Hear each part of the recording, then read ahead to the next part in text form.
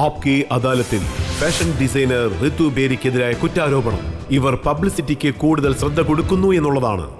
ഋതുബേരി, ഈ കാര്യം സത്യമാണോ? ഇന്ത്യയിലുള്ള ഏതൊരു ഫാഷൻ ഡിസൈനർ ആണെങ്കിലും ശരി, ലോകത്തിലെ വേൾഡ് ക്യാപിറ്റൽ സിറ്റിയിൽ നിങ്ങൾ ചെയ്തതുപോലുള്ള ഷോസ് ഒന്നും ചെയ്തിട്ടില്ല. എനിക്കറിയില്ല. എന്താന്ന് വെച്ചാ, ഞാൻ മറ്റ് ഡിസൈനേഴ്സ് ഒക്കെ എന്താ ചെയ്യുന്നതെന്ന്, എത്ര ഷോ ചെയ്യുന്നുണ്ടെന്നുള്ള കണക്കൊന്നും വെക്കാറില്ല. പക്ഷേ നിറയെ ഷോകളും ചെയ്തിട്ടുണ്ട്, എക്സ്പീരിയൻസും കിട്ടിയിട്ടുണ്ട്. പക്ഷെ ഞാൻ നിങ്ങളുടെ ഫുൾ റെക്കോർഡ് വെച്ചിട്ടുണ്ട്. I know that. എനിക്ക് ഈ റെക്കോർഡ്സ് എല്ലാം ആവശ്യമുണ്ട്. അതുകൊണ്ട് ഞാൻ എന്റെ ആർക്കൈവ്സിൽ വെക്കും. അതുപോലെ തന്നെ നിങ്ങൾ ഷോ ചെയ്ത് നേടിയെടുത്ത പബ്ലിസിറ്റി പോലെ വേറൊരു ഡിസൈനറും ചെയ്തിട്ടേയില്ല. എന്റെ ഈ വർക്ക് ജനങ്ങളുടെ അടുത്ത് കൊണ്ടെത്തിച്ചതിന് ഞാൻ പ്രസ്സിനോട് നന്ദി പറയുന്നു. ചില ആൾക്കാർ നല്ലതെന്ന് പറഞ്ഞു, ചില ആൾക്കാർ അതിനെപ്പറ്റി കുറ്റവും പറഞ്ഞു. അതായത് നമ്മളൊരു പ്ലാറ്റ്ഫോമിൽ നിൽക്കുമ്പോൾ ലോകത്തിന് അറിയുന്നത് പോലെ ഉണ്ടെങ്കിൽ ചില ആൾക്കാർ ഇഷ്ടപ്പെടും, ചില ആൾക്കാർക്ക് അത് ഇഷ്ടപ്പെടില്ല. പക്ഷേ ഞാൻ പ്രസ്സിന്റെ കൈ പിടിച്ച് എന്നെപ്പറ്റി എഴുതണമെന്നൊന്നും പറഞ്ഞില്ല. അവര് വിശ്വസിച്ച കാര്യങ്ങൾ അവരെഴുതുന്നു. ഞാനും അതുപോലെ അവർക്ക് എഴുതാൻ പറ്റുന്ന രീതിയിലുള്ള ജോലികളാ ചെയ്തത്. ഒരു ഡിസൈനറിന് പബ്ലിസിറ്റി വളരെ മുഖ്യമാണ്. അത് ആരായിരുന്നാലും ശരി. നമ്മൾ എന്തെങ്കിലും ഒരു കാര്യം ചെയ്ത് അത് ജനങ്ങളിലേക്ക് എത്തിയില്ലെങ്കിൽ അതില് എന്താ ഒരു അർത്ഥമുള്ളത്? പ്രസ് അതിനെപ്പറ്റി എഴുതിയില്ലെങ്കിൽ ജനങ്ങൾ എങ്ങനെ അത് മനസ്സിലാക്കും? പറ. പക്ഷേ താങ്കളുടെ റൈവൽ ഫാഷൻ ഡിസൈനേഴ്സ് ചിലർ പറയുന്നത് ഞങ്ങൾക്ക് പബ്ലിസിറ്റി ഒന്നും കിട്ടുന്നില്ല. ഋതുബേരിയെക്കുറിച്ച് എന്തുകൊണ്ടാണ് പേപ്പറിൽ വരുന്നതെന്ന് വെച്ചാൽ അവർ കാണാൻ സൗന്ദര്യമുള്ളതുകൊണ്ടാണ് അങ്ങനെ വരുന്നതെന്നാണ് പറയുന്നത്. ആദ്യം ഞാൻ പറയുന്നത്, ഈ പ്ലാറ്റ്ഫോം യൂസ് ചെയ്ത് എന്റെ റൈവൽ ഡിസൈനേഴ്സിനോട് വളരെയധികം നന്ദി പറയുന്നു. കാരണം ഞാൻ ഇതുവരെ അവരെ കണ്ടിട്ടേയില്ല. നേരിട്ട് കണ്ട വളരെയധികം സ്നേഹം കാണിക്കും, ബെസ്റ്റ് ഫ്രണ്ട്സ് കൂടെ ആയിരിക്കും. പക്ഷെ ഒരു കാര്യമുണ്ട്, അവരെന്നെപ്പറ്റി ഇങ്ങനെയൊക്കെ ചിന്തിക്കുന്നെങ്കിൽ അവരെന്നെ ഒരു ബോളിവുഡ് സ്റ്റാർ പോലെയാണ് കാണുന്നത്. അതിന് എനിക്ക് വളരെയധികം കോംപ്ലിമെന്റ്സും കിട്ടിയിട്ടുണ്ട്. അതുകൊണ്ട് ഞാൻ വളരെയധികം നന്ദി പറയുന്നു. പക്ഷേ 15 വർഷമായിട്ട് ലുക്സ് മാത്രം വെച്ചുകൊണ്ട് നമ്മൾ ജോലി ചെയ്യാൻ പറ്റില്ല. സൗന്ദര്യത്തെ മാത്രം വിശ്വസിക്കാനും പറ്റില്ല. വലിയ വലിയ മൂവീസിലെ സുന്ദരി ആക്ട്രസിനെ കൊണ്ട് പോലും 15 വർഷമായിട്ട് സസ്റ്റെയിൻ ചെയ്യാൻ കഴിയില്ല. പക്ഷെ ചിലർ പറയുന്നത് എന്താണെന്ന് വെച്ചാൽ ഋതുബേരി ഡിസൈനർ ആകുന്നതിന് വരെ ആക്ട്രസ് ആവാമായിരുന്നു. മേ ബി ആ സമയമൊക്കെ കഴിഞ്ഞുപോയി. ചിലപ്പോൾ ഞാനും ആലോചിക്കും ഫണ്ണായിരിക്കുമെന്ന്, ഡിഫറെന്റ് റോൾസ് ചെയ്യാൻ വേണ്ടി. പക്ഷേ അത് അത്ര ഈസി ആണെങ്കിൽ പ്ലാസ്റ്റിക് സർജറി ചെയ്യാൻ പറ്റും. എന്നെ പോലെ ലുക്സ് വന്നാലേ അവര് സക്സസ് ആവില്ലേ? കുറ്റാരോപണം എന്താണെന്ന് വെച്ചാൽ താങ്കൾക്ക് ഫാഷൻ ഡിസൈനിനെ കുറിച്ച് ഒന്നും തന്നെ അറിയില്ല.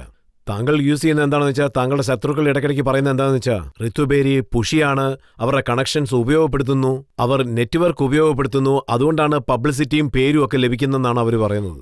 എത്ര ഈസി ആയിരിക്കും ഒരു PR ഏജന്റോ PR ഏജൻസിയോ തുറന്ന് നെറ്റ്വർക്ക് പിന്നെ കണക്ഷൻ വെച്ച് പബ്ലിസിറ്റി ലഭിക്കുമ്പോൾ. പക്ഷേ അത് സത്യമാണെന്ന് ഞാൻ വിശ്വസിക്കുന്നില്ല. നമുക്ക് ഇന്റലിജൻസ് ഓഡിയൻസ് ഉള്ളതുകൊണ്ട് എല്ലാം മനസ്സിലാക്കാൻ കഴിവുള്ള ജനങ്ങളുണ്ട്. കണക്ഷന്റെ കൂടെ വരുന്ന PR ആണെന്ന് അവർക്ക് നന്നായിട്ട് മനസ്സിലാവും. ഞാൻ വളരെ ലക്കിയാണ്. എനിക്ക് കുറേ ഫ്രണ്ട്സിനെ കിട്ടിയിട്ടുണ്ട്. അവരെല്ലാം ഫേമസ് പേഴ്സണാലിറ്റീസ് ആണ്. താങ്കളെ പോലെ വെൽ കണക്റ്റഡ് ആണ്, വളരെയധികം പവർഫുൾ ആണ്. പക്ഷേ ഇതെല്ലാം എൻ്റെ ലക്കാണ്. എനിക്ക് അവരെല്ലാം അറിയാം. പക്ഷേ നമ്മൾ ആരെയും ഫോഴ്സ് ചെയ്ത് നമ്മുടെ ഫ്രണ്ട്സ് ആക്കാൻ പറ്റില്ല. ഞാൻ എൻ്റെ റിലേഷൻഷിപ്പ് ബിസിനസ്സിന് വേണ്ടി യൂസ് ചെയ്തിട്ടില്ല, ഇനിയും യൂസ് ചെയ്യാൻ ഉദ്ദേശിക്കുന്നില്ല. ഇത് സത്യമാണോ? താങ്കൾ നിറയെ KT ഹോംസ്, നിഖിൽ കിഡ്മാൻ ഇതുപോലെയുള്ള സെലിബ്രിറ്റീസിന് ഡിസൈൻ ചെയ്തിട്ടുണ്ട്. അത് മുഖേന താങ്കൾക്ക് പബ്ലിസിറ്റി ലഭിക്കും, ന്യൂസ് പേപ്പറിലൊക്കെ പേര് വരുമെന്ന് താങ്കൾ കരുതിയിട്ടുണ്ടോ? ഞാൻ വളരെ ലക്കിയാണ് ഇത്രയും സുന്ദരിയായ ഒരു വേൾഡ് സെലിബ്രിറ്റിക്ക് വേണ്ടിയിട്ട് എനിക്ക് ഡിസൈൻ ചെയ്യാൻ പറ്റിയതിൽ. പക്ഷേ ഞാൻ KT ഹോംസിന് വേണ്ടി ഡിസൈൻ ചെയ്ത കാര്യം ആർക്കും അറിയില്ല. ഞാൻ പ്രസ്സിനോടൊന്നും പറഞ്ഞില്ല, പക്ഷെ അത് അവർ തന്നെ മനസ്സിലാക്കി.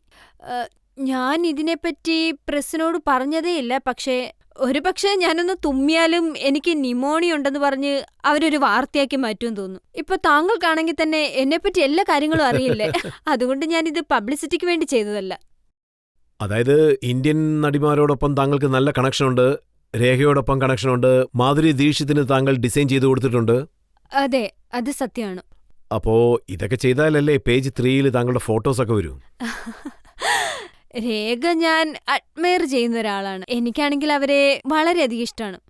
എൻ്റെ വെഡ്ഡിങ്ങിനും അവരും വന്നിരുന്നു. എൻ്റെ വെഡ്ഡിങ്ങിനായിട്ട് ഞാനൊരു പബ്ലിസിറ്റി ആഗ്രഹിച്ചില്ല. പറഞ്ഞു തന്നാ മാധുരി ദീക്ഷിത്ത് വളരെയധികം ഫേമസ് അല്ലേ? അവരെന്ത് ചെയ്താലും പേപ്പറിൽ ഉടനെ ന്യൂസ് വരും. ഞാൻ അവരുടെ ഡ്രസ്സ് ഡിസൈൻ ചെയ്തിരുന്നു. അതുകൊണ്ടാണ് അത് ന്യൂസിലൊക്കെ വന്നത്. പക്ഷേ പബ്ലിസിറ്റിക്ക് വേണ്ടി പക്ഷേ ഇക്കാര്യം ചെയ്യുന്നതല്ല. സത്യമല്ലേ, റിതുബേരി വളരെ ഫേമസ് ആണ്, അതുകൊണ്ട് അവരെന്ത് പറഞ്ഞാലും ന്യൂസ് പേപ്പറിൽ വരും. ഇക്കാര്യം ഞാനും കേട്ടിരുന്നു. അതിനുവേണ്ടി ചില സമയത്ത് താങ്കൾ സ്റ്റണ്ടൊക്കെ ചെയ്യുന്നെന്ന് കേട്ടു. എങ്ങനെയുള്ള? ഉദാഹരണത്തിന് താങ്കൾ ഒരു ബുക്ക് റിലീസ് ചെയ്തു, ആ ബുക്കിന്റെ വില 1,00,000 രൂപയാണ്. ഇതൊരു സ്റ്റണ്ടല്ലേ? എനിക്ക് അറിയാവുന്ന സ്റ്റണ്ട് എന്താണെന്ന് വെച്ചാ, ഞാൻ ബുക്ക് എടുത്തോണ്ട് പറന്നു വന്ന് അത് കാണിച്ചോണ്ട് സ്റ്റണ്ട് ചെയ്യുന്നത്. പക്ഷേ ഈ ബുക്കിനെ പറ്റി പറയുകയാണെങ്കിൽ, ഞാനൊരു കാര്യം ട്രൈ ചെയ്യുമ്പോൾ ജനങ്ങൾ അത് വേറൊരു കാര്യത്തിലേക്കാണ് ഫോക്കസ് ചെയ്യുന്നത്. ഞാൻ എന്താ ട്രൈ താങ്കൾ ചെയ്യുന്നത് പറയുന്നത് വെച്ചാ, കേൾക്കുമ്പോൾ താങ്കൾ അത്രത്തോളം ഇന്നസെന്റ് ആണെന്ന് കരുതുന്നില്ല. ഇല്ല, ഞാൻ കുറച്ച് ഇന്നസെന്റ് ആണ്. പക്ഷെ ഞാനത് റിയലൈസ് ചെയ്തിട്ടില്ല. അതായത് ബുക്ക് മൈയിലെ അത്രയും ഫോക്കസ് വരുമെന്ന്. എനിവേ, ഈ ബുക്ക് റെഡിയാവാൻ കുറേ നാളെടുത്തു.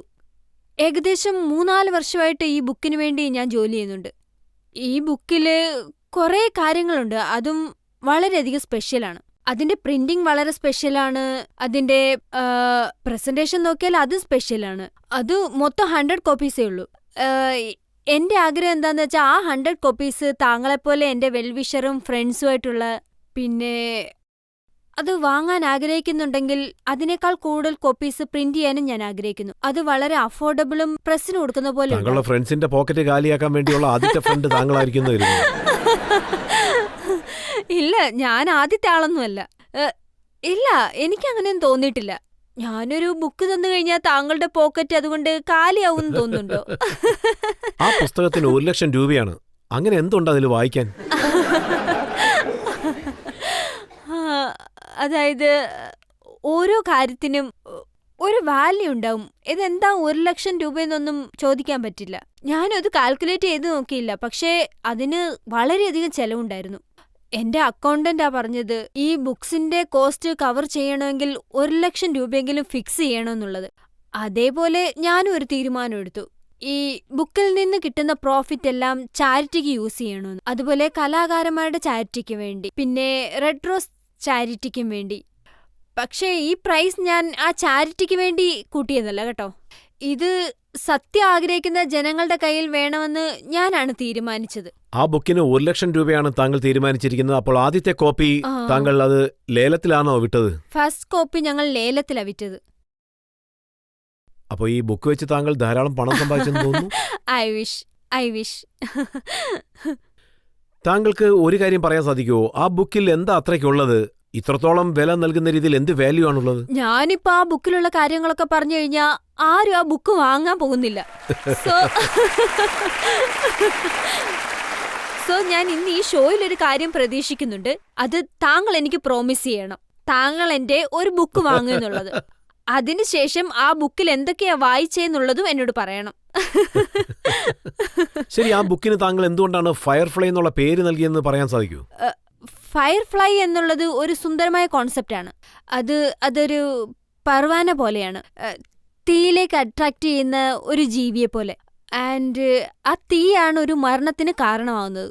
അതാണ് ഞാൻ എൻ്റെ ജീവിതത്തോട് കമ്പയർ ചെയ്യുന്നത്. ഞാൻ ചാലഞ്ചിനാണ് ഏറ്റവും കൂടുതൽ അട്രാക്റ്റ് ആവുന്നത്. പറ്റില്ലെന്നും എന്തെങ്കിലും കഷ്ടമാണെന്നും വിചാരിച്ചാൽ അത് ഞാൻ ചെയ്യണമെന്ന് ആഗ്രഹിക്കും. മറ്റൊന്നിനെപ്പറ്റി ആലോചിച്ച് വിഷമിക്കാറില്ല. എൻ്റെ മൊത്തം ഫോക്കസും ആ ചാലഞ്ച് വിജയിക്കുന്നതിനെ പറ്റിയായിരിക്കും. അങ്ങനെയാണെങ്കിൽ ഇത് ഒരു തീയും ആകർഷണവും തമ്മിലുള്ള കഥയാണോ? അങ്ങനെയും വിചാരിക്കാം. അതെ. അപ്പോ ചാലഞ്ചേഴ്സ് സമയമാണ്, താങ്കൾ ആകർഷിക്കപ്പെടുന്നത് പർവാന. അതായത് ആ പുസ്തകത്തിൽ എഴുതിയിരിക്കുന്നത് പോലെ ഞാൻ ചെയ്തും കാണിക്കും. താങ്കളുടെ ബുക്ക് ലോഞ്ച് ചെയ്യാൻ വേണ്ടി താങ്കൾ അക്ഷയ് കുമാറിനെയാണ് ക്ഷണിച്ചത്. അതെ. ജീവിതത്തിൽ ഒരു പുസ്തകം പോലും വായിക്കാത്ത ആളിനെ തെരഞ്ഞെടുത്തിരിക്കുകയാണ്.